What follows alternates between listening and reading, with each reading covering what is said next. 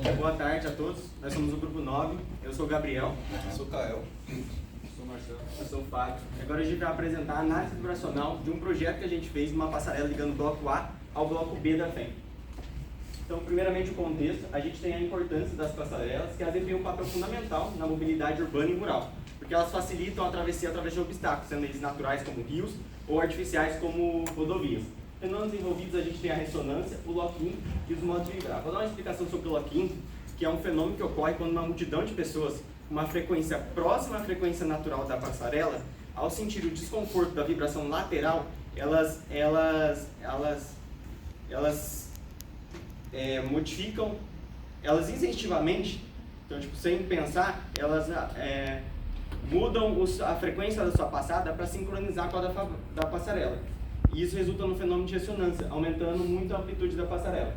Como exemplos reais, temos a Millennium Bridge e a passarela de Solferino. Para a relevância do nosso projeto, ele forneceria acessibilidade para as pessoas com limitações físicas, como cadeirantes, e também proporcionaria uma rota de fuga para esse prédio. Objetivos e metodologia. A gente tem, então, o objetivo de projetar uma passarela ligando os blocos, o segundo andar do bloco A, que é esse que a gente está, até o terceiro andar do bloco B da FEM. Realizar as análises modais e dinâmicas e garantir segurança, conforto e acessibilidade para as pessoas. O modelo estrutural tem comprimento de 16,9 metros, pegado pela planta da FEM, e 2,5 metros por normas. As análises realizadas foram a vibracional livre e forçada, e usamos elementos finitos para movimentos verticais, horizontais e transversais. Também fizemos análise de tensão e deformação. O software que usamos foi o CRIO, o ANSYS e o MATLAB. Bom, a estrutura que a gente projetou foi essa aqui da esquerda. Como eu já disse, ela foi feita toda embasada em normas de segurança e acessibilidade e os materiais comerciais. Então, tudo que tem aqui tem para vender. E esse aqui do lado na direita é a simplificação que a gente utilizou para os cálculos geométricos e análise vibracional, onde foi desconsiderado o guarda-corpo e a base foi considerada como um bloco único com a seção transversal em formato de U. Para a resposta estática, a gente utilizou o software ANSYS e o material foi da própria biblioteca do ANSYS e ele resultou numa deformação máxima de 9 milímetros e uma tensão equivalente de envolvência de 20% da tensão de deslocamento, 20% da tensão de escoamento do material. Essa deformação aqui por norma, para no nosso caso da ponte, ela poderia ser de aproximadamente até 34 milímetros, então ela está bem dentro das normas. Agora, feita essa análise estática da ponte, a gente passa para o modelo vibracional em si. E para esse modelo, a gente usou o método de elementos finitos, que nada mais é senão uma discretização da passarela em vários elementos iguais. E para facilitar, a gente dividiu, como foi mencionado, em 3 tipos de movimento, que seria o vertical, o transversal e o horizontal. E como esses movimentos ocorrem de maneira desacoplada, a gente pode resolvê-los separadamente e descobrir as matrizes de massa e rigidez dos movimentos separados. Para o nosso modelo, a gente usou um engaste que restringe os 3 tipos de movimento em um lado, e no outro lado a gente usou um apoio que vai restringir o movimento transversal e vertical, permitindo o movimento horizontal. Para os movimentos transversais e verticais, a gente usou o elemento de viga, eles são basicamente o mesmo modelo, a única diferença que vai ser no momento de inércia diária, que enquanto um eu vou trabalhar no eixo, o outro eu vou trabalhar no eixo vertical. Para esse elemento de viga eu vou ter 2 graus de liberdade por nó, então as matrizes de massa e rigidez vão ser da ordem de 4x4. E agora para o movimento horizontal é um elemento de barra, que é bem mais simples, seria só 1 grau de liberdade por nó, então as matrizes vão ser ordem 2x2. Agora um pouco sobre o amortecimento proporcional, que já foi mencionado, então esse é um modelo que é bem simples e fácil de trabalhar. A gente consegue achar as constantes de proporcionalidade a partir das razões de amortecimento modal e a partir das frequências naturais do sistema conservativo associado, já que implementar um amortecimento proporcional não vai mudar as frequências naturais da passarela. Agora vamos falar um pouco sobre a vibração em si. Para resolver o problema de vibração, a gente precisaria resolver essa equação de movimento matricial, e só é possível resolver através de integração numérica, no caso, mas primeiro vamos falar um pouco sobre a vibração livre, que é quando a gente anula a força, então a gente não tem força, e fazendo algumas manipulações a gente consegue chegar nesse modelo que é mais fácil de resolver computacionalmente, que as matrizes A e B têm o dobro da ordem da matriz de massa, rigidez e amortecimento do sistema. A gente pode chegar no problema de alto valor e alto vetor. Como a gente aumentou a ordem do sistema aqui, eu já vou ter direto os 2N alto valores, que vão ser os N altos valores e os N complexos conjugados. E a partir dos altos valores a gente consegue achar as frequências de ressonância e as razões de amortecimento modal. E agora para o problema de autovetores. Como a gente aumentou a ordem, nos autovetores surgem, a gente vai trabalhar somente com os primeiros N, as primeiras N entradas, que seriam os modos de vibrar. Se a gente quisesse, poderia fazer uma análise em vibração livre, impondo as condições iniciais para achar as constantes, mas como o objetivo desse trabalho é só encontrar os modos de vibrar, a gente vai simplesmente, posteriormente, plotar os modos de vibrar, simplesmente pegando a magnitude e a fase relativa entre cada um dos graus de liberdade. Agora falando um pouco sobre o modelo da vibração forçada, porque como é uma passarela, são pedestres que vão estar excitando, então é como se fosse uma força que vai andando ao longo da passarela. Essa força, como pode ser vista aqui, é como se fosse uma função impulso e que o módulo dela pode ser obtido a partir de uma expansão de Fourier. E a gente pegou isso aqui tudo do SETA, que é essa referência que a gente usou, e a partir disso a gente consegue achar as componentes vertical, transversal e horizontal da força excitadora para um pedestre andando. Lembrando que para um pedestre andando tem um contato contínuo com a passarela, então essa força não vai meio que se anular. E por mais que seja uma função impulso, a gente fez uma distribuição nodal entre os nós mais próximos, então foi uma distribuição linear, para meio que fazer mais sentido o que a gente está trabalhando. Para o pedestre correndo é um pouco mais complexo, porque ele vai perder o contato em alguns momentos com a passarela, como a gente consegue ver aqui, vai ter instantes de tempo em que a força é nula, e os instantes que ele está em contato com a passarela eu tenho que multiplicar por um fator de impacto. Esse fator de impacto ele pode ser obtido através da razão entre o tempo de contato e o tempo total da passada. E para essas simplificações que a gente usou aqui, a gente usa uma razão de 0,5. Então, basicamente, ele passa metade do tempo em contato e a outra metade sem estar em contato. Esse modelo aqui, ele é utilizado para vibrações para força vertical e não tem na literatura muito sobre pedestre correndo para vibração em transversal e horizontal, mas a gente fez uma aproximação e disse, no pior cenário possível eles são iguais, porque em geral tende a horizontal e transversal ser um pouco menor. E como a gente quer garantir o conforto, a gente pegou o pior cenário. E agora para o efeito de multidão. O efeito de multidão é bem complexo de avaliar, porque em geral multidões são pessoas com diferentes massas, diferentes frequências e diferentes fases. No nosso modelo a gente considerou mais uma média de massa e as pessoas com a mesma frequência.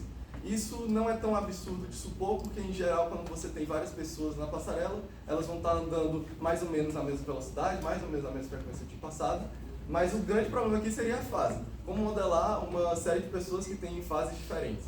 Então, como o Cetra, como essa referência que a gente usou disse, basicamente o efeito de várias pessoas com fases distribuídas aleatoriamente numa passarela seria a mesma coisa que eu pegar o efeito de um único pedestre e multiplicar por um certo fator. Então a força da multidão seria a força desse pedestre por esse fator. E o que é esse fator? É a raiz do número de pedestres que estão na passarela. E em que esse lambda aqui seria o número de pessoas que entram na passarela por segundo, e o T seria o tempo que demora para uma pessoa atravessar a passarela por completo. Ou seja, isso é exatamente o número de pessoas que estão na passarela naquele momento. Bom, o primeiro resultado interessante que a gente encontrou para a análise vibracional do nosso sistema foram justamente os modos de vibrar e as frequências naturais.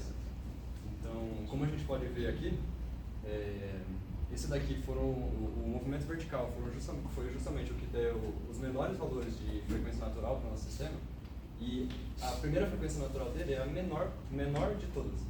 E como a força excitadora gerada pela passada do pedestre tem uma frequência em torno de 2 a 3 Hz, a gente pode observar aqui que a menor das frequências é muito alta com relação à força excitadora gerada pela passada. Então, um fenômeno de ressonância aqui seria, no caso da nossa passarela, seria algo que não precisaria se preocupar com a passada dos pedestres, certo? E aí, aqui, o movimento transversal foi o que deu os maiores valores de frequência natural dos três. Aí, e ele é justamente o responsável pelo fenômeno de lock-in. E, além disso, ele é o mais crítico com relação a critérios de conforto para os pedestres que estão atravessando a passarela.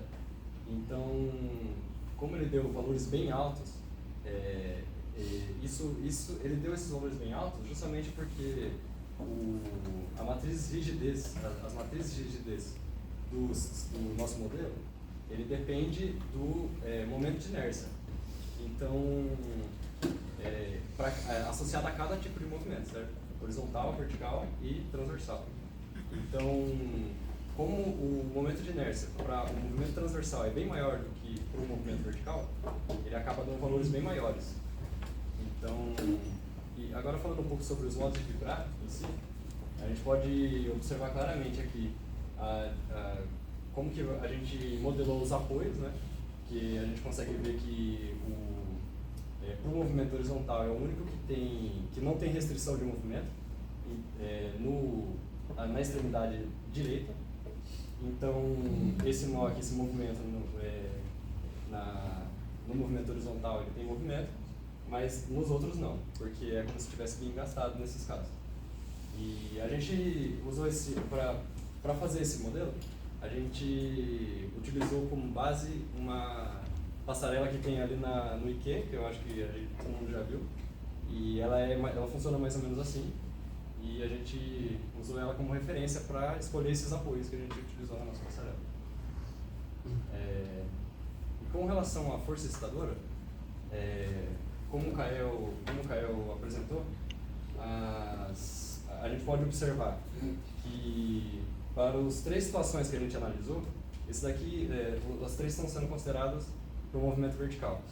Então, a gente pode notar que a passada do pedestre influencia ao mesmo tempo dois nós do nosso elemento finitos, na nossa modelo de elementos finitos.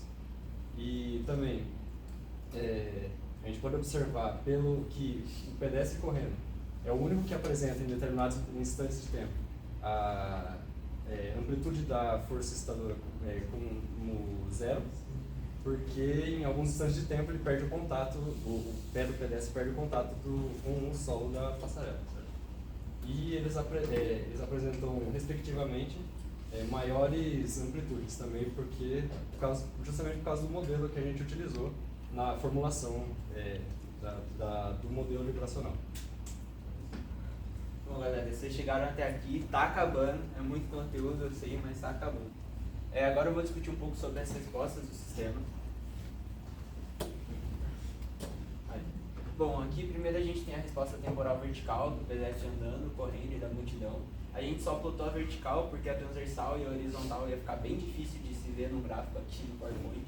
A gente pode ver o deslocamento no eixo Y pelo comprimento da passarela total e ver como a multidão realmente desloca muito mais. Bom, agora a gente vai plotar a resposta da excitação do pedestre andando para dar uma adiantada no que a gente vai passar, porque não tem muito tempo.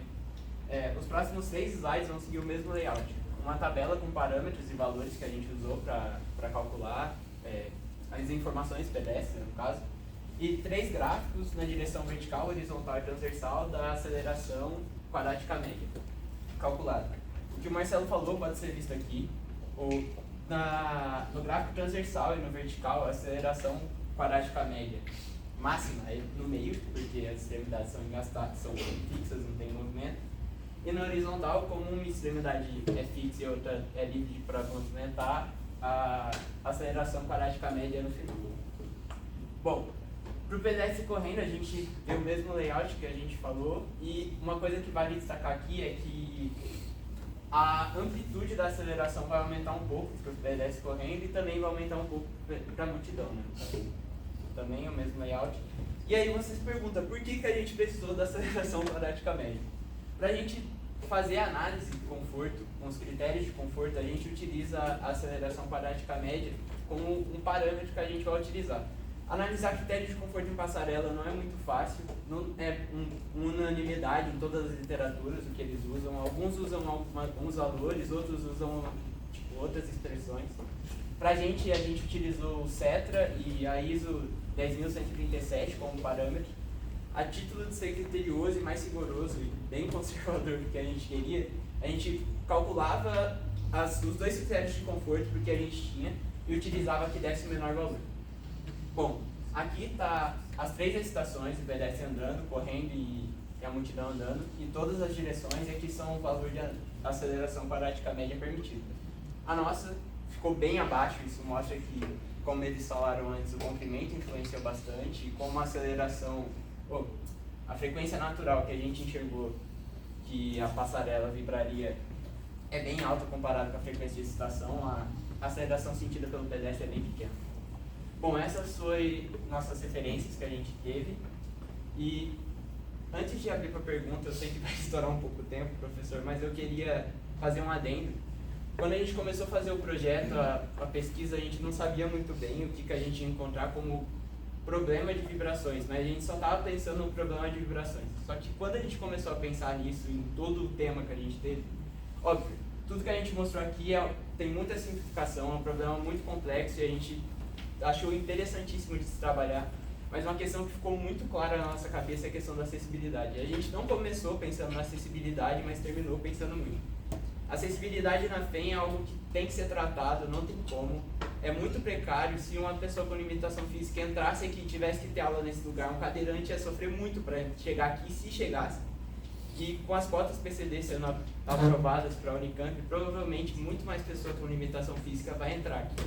Então, é algo que dá ainda mais relevância e importância para o nosso trabalho e dá ainda mais relevância para o tema no geral. Se isso fosse implementado na faculdade, com certeza ia facilitar a vida de muita gente e ia ajudar muito. Eu acho que é isso, esse foi o nosso trabalho. Eu espero que vocês tenham gostado tanto do tema quanto a gente. Se alguém tiver perguntas, dúvidas, só pergunta.